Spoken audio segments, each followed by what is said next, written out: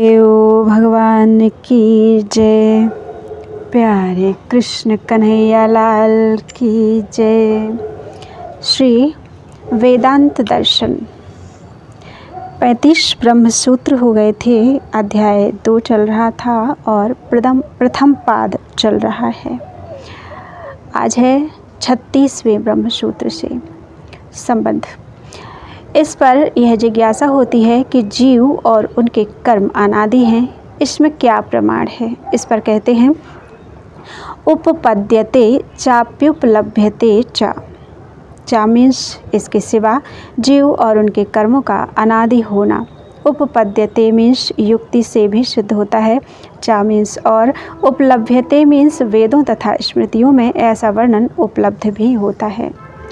व्याख्या। जीव और उनके कर्म अनादि हैं, यह बात युक्ति से भी सिद्ध होती है, क्योंकि यदि इनको अनादि नहीं माना जाएगा तो प्रलय काल में परमात्मा को प्राप्त हुए जीवों के पुनरागमन मानने का दोष प्राप्त होगा, अथवा प्रलय काल में सब जीव अपने आप मुक्त हो जाते हैं, यह स्वीकार करना होगा। इससे शास्त्र और उनमें बताए हुए सब साधन व्यर्थ सिद्ध होंगे, जो सर्वथा अनुचित है। इसके सिवा श्रुति भी बारंबार जीव और उनके कर्मों को अनादि बताती है। जैसे यह जीवात्मा नित्य, शाश्वत और पुरातन है, शरीर के नाश से इसका नाश नहीं होता। अजो नित्यः शाश्वतोऽयं पुराणो न हन्यते हन्यमाने शरीरे। तथा वह यह प्रत्यक्ष जगत उत्पन्न होने से पहले नाम रूप से प्रकट नहीं था, वही पीछे प्रकट किया गया। बृहदारण्यक उपनिषद 1:4-7। परमात्मा ने शरीर की रचना करके उसमें इस जीवात्मा के सहित प्रवेश किया। तैत्तिरीय उपनिषद 2:7 इत्यादि। इन सब वर्णनों से जीवात्मा और यह जगत अनादि सिद्ध होते हैं। इसी प्रकार स्मृति में भी स्पष्ट कहा गया है कि पुरुष अर्थात जीव समुदाय और प्रकृति अर्थात स्वभाव, जिसमें जीवों के कर्म की संस्कार रूप में रहते हैं, इन दोनों को ही अनादि समझो। गीता के 13वें अध्याय के 19वें श्लोक में इस प्रकार जीव और उनके कर्म अनादि सिद्ध होने से उनका विभक्त होना अनिवार्य है। अतः कर्मों की अपेक्षा से परमेश्वर को इस विचित्र जगत का कर्ता मानने में कोई विरोध नहीं है। संबंध। अपने पक्ष में अविरोध अर्थात विरोध का अभाव सिद्ध करने के लिए आरंभ किए हुए इस पहले पाद का उपसंहार करते हुए सूत्रकार कहते हैं सर्वधर्मोपपत्तेश्च। 37वां ब्रह्म सूत्र है। सर्वधर्मोपपत्तेः मीन्स इस जगत कारण पर ब्रह्म में सब धर्मों की संगति है, इसलिए चा मीन्स भी किसी प्रकार का विरोध नहीं है। व्याख्या। इस जगत कारण रूप परब्रह्म परमात्मा में सभी धर्मों का होना संगत है, क्योंकि वह सर्वज्ञ, सर्वशक्तिमान, सर्वधर्मा, सर्वाधार और सब कुछ बनने में समर्थ है। इसीलिए वह सगुण भी है और निर्गुण भी। समस्त जगत व्यापार से रहित होकर भी सब कुछ करने वाला है। वह व्यक्त भी है और अव्यक्त भी। उस सर्वधर्माश्रय परब्रह्म परमेश्वर के लिए कुछ भी दुष्कर या असंभव नहीं है। इस प्रकार विवेचन करने से यह सिद्ध हुआ कि ब्रह्म को जगत का कारण मानने में कोई भी दोष या विरोध नहीं है। इस पाद में आचार्य बादरायण ने प्रधानतः अपने पक्ष में आने वाले दोषों का निराकरण करते हुए अंत में जीव और उनके कर्मों को अनादि बतलाकर इस जगत की अनादि सत्ता तथा सत्कार्यवाद की सिद्धि की है। इससे यह भी स्पष्ट हो जाता है कि ग्रंथकार परमेश्वर को केवल निर्गुण, निराकार और निर्विशेष ही नहीं मानते, किंतु सर्वज्ञता आदि सब धर्मों से संपन्न भी मानते हैं। पहला पाद संपूर्ण। दूसरा पाद संबंध। पहले पाद में प्रधानता से अपने पक्ष में प्रतीत होने वाले समस्त दोषों का खंडन करके यह निश्चय कर दिया गया कि इस जगत का निमित्त और उपादान कारण परब्रह्म परमेश्वर ही है। अब दूसरों द्वारा प्रतिपादित जगत कारणों को स्वीकार करने में जो दोष आते हैं, उनका दिग्दर्शन कराकर अपने सिद्धांत की पुष्टि के लिए दूसरा पाद आरंभ किया जाता है।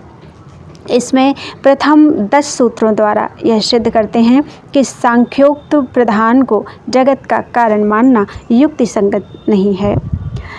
पहला सूत्र, रचनानुपपत्तेश्च नानुमानम। चा मीन्स इसके सिवा, अनुमानम मीन्स जो केवल अनुमान है, वेदों द्वारा जिसकी ब्रह्म से पृथक सत्ता सिद्ध नहीं होती वह प्रधान। ना मीन्स जगत का कारण नहीं है। रचनानुपपत्तेः मीन्स क्योंकि उसके द्वारा नाना प्रकार की रचना संभव नहीं है। व्याख्या, प्रधान या प्रकृति को जगत का कारण नहीं कहा जा सकता क्योंकि वह जड़ है। कब, कहाँ, किस वस्तु की आवश्यकता है, इसका विचार जड़ प्रकृति नहीं कर सकती, अतएव उसके द्वारा ऐसी विशिष्ट रचना नहीं प्रस्तुत की जा सकती जिससे किसी की आवश्यकता पूर्ण हो सके। इसके सिवा चेतनकर्ता की सहायता के बिना जड़ वस्तु स्वयं कुछ करने में समर्थ भी नहीं है। गृह, वस्त्र, भांति भांति के पात्र, हथियार और मशीन आदि जितनी भी आवश्यक वस्तुएं हैं, सबकी रचना बुद्धि युक्त कुशल कारीगर के द्वारा ही की जाती है। जड़ प्रकृति स्वयं उक्त वस्तुओं का निर्माण कर लेती हो, ऐसा दृष्टांत कहीं नहीं मिलता है। फिर जो पृथ्वी, आकाश, सूर्य, चंद्रमा, ग्रह, नक्षत्र आदि विविध एवं अद्भुत वस्तुओं से संपन्न है, मनुष्य, पशु, पक्षी, वृक्ष और तृण आदि से सुशोभित है तथा शरीर, इंद्रिय, मन और बुद्धि आदि आध्यात्मिक तत्वों से अलंकृत है, जिसके निर्माण कौशल की कल्पना बड़े बड़े बुद्धिमान वैज्ञानिक तथा चतुर शिल्पी मन से भी नहीं कर पाते, उस विचित्र रचना चातुर्य युक्त अद्भुत जगत की सृष्टि भला जड़ प्रकृति कैसे कर सकती है। मिट्टी, पत्थर आदि जड़ पदार्थों में इस प्रकार अपने आप रचना करने की कोई शक्ति नहीं देखी जाती। अतः किसी भी युक्ति से यह सिद्ध नहीं हो सकता कि जड़ प्रधान इस जगत का कारण है। संबंध, अब दूसरी युक्ति से प्रधान कारणवाद का खंडन करते हैं। प्रवृत्तेश्च, दूसरा ब्रह्मसूत्र।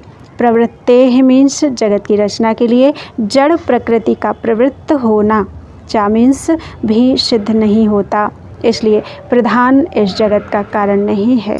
व्याख्या, जगत की रचना करना तो दूर रहा, रचनादि कार्य के लिए जड़ प्रकृति में प्रवृत्ति का होना भी असंभव जान पड़ता है, क्योंकि साम्यावस्था में स्थित सत्व, रज और तम, इन तीनों गुणों का नाम प्रधान या प्रकृति है। सत्वरजस्तमसां साम्यावस्था प्रकृति ही।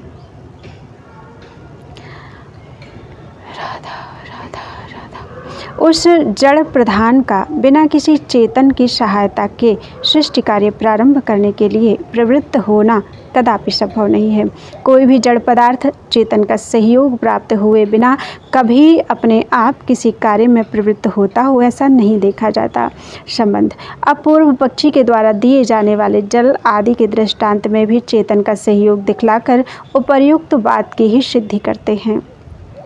पयोम्बु बच्चेत तत्रापि, तीसरा ब्रह्मसूत्र। चेत मीन्स यदि कहो, पयोम्बुवत दूध और जल की भांति जड़ प्रधान का सृष्टि रचना के लिए प्रवृत्त होना संभव है, तत्रापि मीन्स तो उसमें भी चेतन का सहयोग है, अतः केवल जड़ में प्रवृत्ति ना होने से उसके द्वारा जगत की रचना असंभव है। व्याख्या, यदि कहो कि जैसे अचेतन दूध बछड़े की पुष्टि के लिए अपने आप गाय के थन में उतर आता है, अचेतनत्वेपि क्षीरवच्चेष्टितं प्रधानस्य,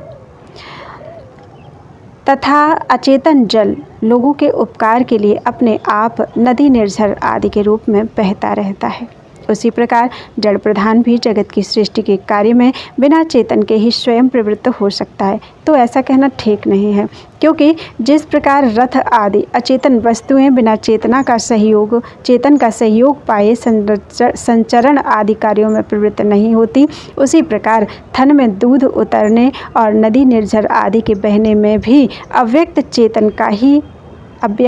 चेतन की ही प्रेरणा काम करती है। यह सहज ही अनुमान किया जा सकता है। शास्त्र भी इस अनुमान का समर्थक है। योपसु तिष्ठन् अपोन्तरो यमति। बृहदारण्यक उपनिषद के 3-7-4 अर्थात जो जल में रहने वाला है और उसके भीतर रहकर उसका नियमन करता है। एतस्य वा अक्षरस्य प्रशासने गार्गी प्राच्योन्या नद्यः स्यन्दन्ते। बृहदारण्यक उपनिषद 3-8-9 अर्थात हे गार्गी, इस अक्षर परमात्मा के ही प्रशासन में पूर्व वाहिनी तथा अन्य नदियां बहती हैं इत्यादि श्रुति वाक्यों से सिद्ध होता है कि समस्त जड़ वस्तुओं का अधिष्ठाता चेतन है। गाय के थन में जो दूध उतरता है उसमें भी चेतन गऊ का वात्सल्य और चेतन बछड़े का चूसना कारण है। इसी प्रकार जल नीची भूमि की ही ओर स्वभावता बहता है। लोगों के उपकार के लिए वह स्वयं उठकर ऊंची भूमि पर नहीं चला जाता, परंतु चेतन पुरुष अपने प्रयत्न से उस जल के प्रवाह को जिधर चाहे मोड़ सकते हैं। इस प्रकार प्रत्येक प्रवृत्ति में चेतन की अपेक्षा सर्वत्र देखी जाती है। इसलिए किसी भी युक्ति से जड़ प्रधान का स्वतः जगत की रचना में प्रवृत्त होना सिद्ध नहीं होता। संबंध अब प्रकारांतर से प्रधान कारणवाद का खंडन करते हैं। व्यतिरेकानवस्थितेश्च अनपेक्षित्वात्। चौथा ब्रह्मसूत्र चा मीन्स इसके सिवा व्यतिरेकानवस्थितेः। सांख्य मत में प्रधान के सिवा दूसरा कोई उसकी प्रवृत्ति या निवृत्ति का नियामक नहीं माना गया है। इसलिए और अनपेक्षत्वात्, प्रधान को किसी की अपेक्षा नहीं है, इसलिए भी प्रधान कभी सृष्टि रूप से परिणत होता और कभी नहीं होता है, यह बात संभव नहीं जान पड़ती। व्याख्या। सांख्य मतावलंबियों की मान्यता के अनुसार त्रिगुणात्मक प्रधान के सिवा दूसरा कोई कारण प्रेरक या प्रवर्तक नहीं माना गया है। पुरुष उदासीन है, वह ना तो प्रधान का प्रवर्तक है ना निवर्तक। प्रधान स्वयं भी अनापेक्ष है, वह किसी दूसरे की अपेक्षा नहीं रखता। ऐसी स्थिति में जड़ प्रधान कभी तो वह किसी दूसरे की अपेक्षा नहीं रखता। ऐसी स्थिति में जड़ प्रधान कभी तो महत्तत्व आदि विकारों के रूप में परिणत होता है और कभी नहीं होता है। यह कैसे युक्ति संगत होगा? यदि जगत की उत्पत्ति करना उसका स्वभाव अथवा धर्म है, तब तो प्रलय के कार्य में उसकी प्रवृत्ति नहीं होगी, और यदि स्वभाव नहीं है तो उत्पत्ति के लिए प्रवृत्ति नहीं होगी। इस प्रकार कोई भी व्यवस्था न हो सकने के कारण प्रधान जगत का कारण नहीं हो सकता। संबंध। तृण से दूध बनने की भांति प्रकृति से स्वभावतः व्यवस्था न हो सकने के कारण प्रधान जगत का कारण नहीं हो सकता। संबंध। तृण से दूध बनने की भांति प्रकृति से स्वभावतः जगत की उत्पत्ति होती है। इस कथन की असंगति दिखाते हुए कहते हैं 5वां ब्रह्मसूत्र। बोलो वृंदावन बिहारी लाल की जय। त्वदीयं वस्तु गोविंदम तुभ्यमेव समर्पयेत्।